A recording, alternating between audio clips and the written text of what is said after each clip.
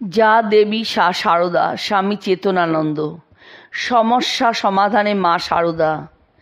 পর্ব 2। শ্রীমা 24 বছর বয়সে জয়রামবাটি থেকে খালি পায়ে হেঁটে দক্ষিণেশ্বর আসছিলেন এবং ওই কালে তেলোভেলো মাঠে ডাকাতের হাতে পড়েন। ঘটনাটি পাঠক সমাজে সুবিদিত। সাহসী বুদ্ধিমতী মা ভয় পেয়ে জীবন ভিক্ষা চাইলেন না বা অর্থ দিয়ে নিস্তার পাওয়ারও চেষ্টা করলেন না। তিনি ঠাকুরের যাকে যেমন তাকে তেমন উপদেশটি প্রয়োগ করলেন। প্রত্যুৎপন্ন মতিত্ব দেখিয়ে শ্রীমা ডাকাত ও তার বউয়ের সঙ্গে আত্মীয়তা পাতালেন। বাবা, আমি তোমার মেয়ে সারদা। ব্যাস। ডাকাত বাবা জীবনে এমন কথা কখনো শোনেনি। পূর্বে সে অনেক ডাকাতি করেছে এবং পথিকদের প্রাণ ভয়ে অর্থহরণের জন্য ক্ষোভ ও কাতরোক্তি শুনেছে, কিন্তু এ যে এক অপূর্ব মেয়ে যে তার নিষ্ঠুর হৃদয় গলিয়ে দিয়েছে বাবা ডেকে।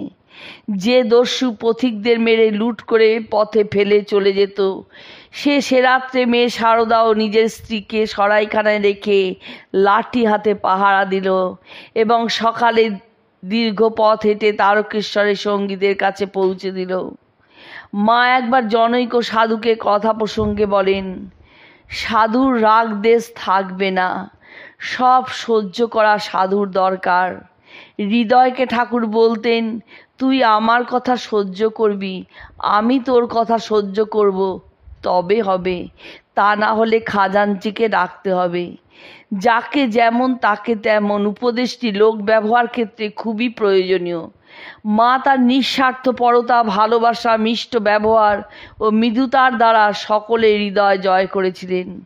কর্মক্ষেত্রে অনেক সময় মতানৈক্য হয়, এর কারণ অহংকারের সংঘর্ষ।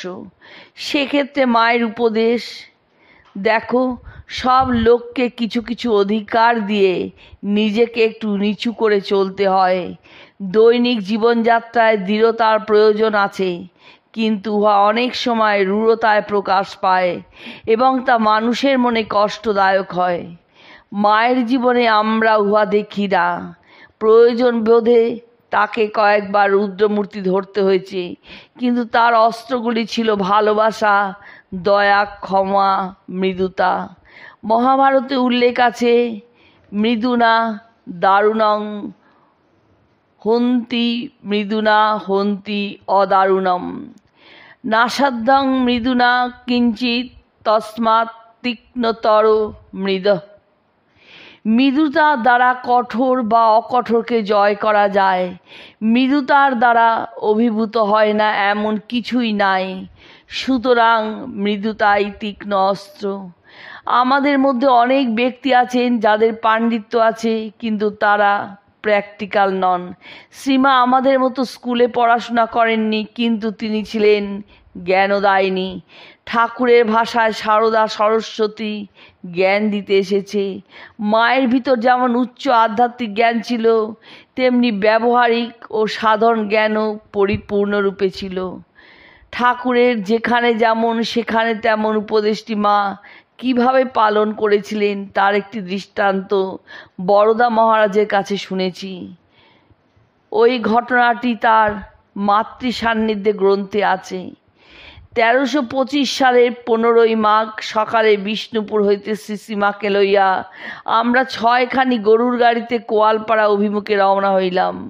কেহ কেহ মাকে বিষ্ণুপুরে পৌঁছাইয়া দিয়া কলকাতা ফিরিয়া গেলেন। সুরেশ্বর বাবুর বড় ছেলে ভূপেশ্বর ও অল্প বয়স একটি পাচক ব্রাহ্মণকে সঙ্গে লইয়া আমি হাঁটিয়া 8 মাইল দূরে জয়পুরে আসিয়া রাস্তার দক্ষিণ ধারে একটি পুকুরের পাড়ে খড়ের ছপ্পরের এক চটিতে সকলের রান্নার জোগাড় করলাম। সবে ডাল চড়ানো হইয়াছে, এমন সময় মাকে লইয়া গাড়িগুলি আসিয়া পৌঁছিল। মা গাড়ি হইতে নামিয়া চটি ও রান্নার ব্যবস্থা দেখিয়া খুব খুশি হইলেন।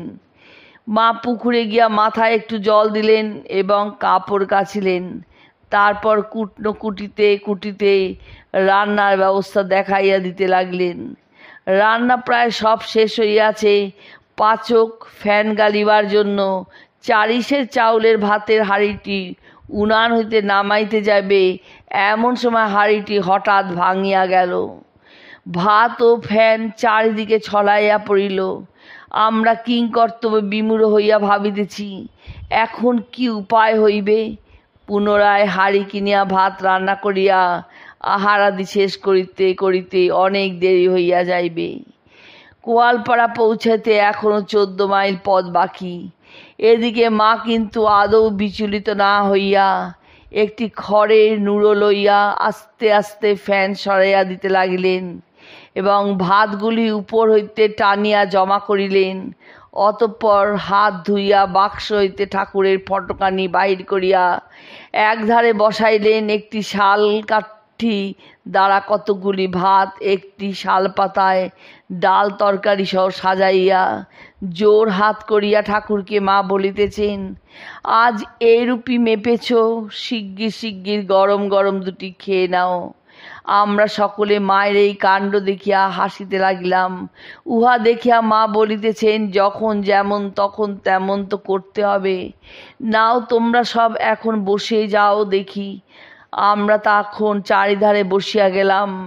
মেয়েরা বসিল, মা নিজে কোনো রকমে কাঠিটি দ্বারা পাতায় পাতায় ভাত পরিবেশন করিয়া পাতাগুলি টানিয়া টানিয়া সকলের নিকট দিলেন এবং নিজেও একধারে পা মেলিয়া বসিয়া খাইতে আরম্ভ করিলেন। খাইতে খাইতে মা বলিতেছেন, রান্না তো বেশ ভালোই হয়েছে। সকলের আহারাদি শেষ হইলে জিনিসপত্র গোছগাছ করিয়া আর দেরি না করিয়া গরুর গাড়িগুলি রওনা করিয়া দিলাম। রাত্রি প্রায় 11টা নাগাদ কোয়ালপাড়া আশ্রমে আসিয়া পৌঁছিলাম।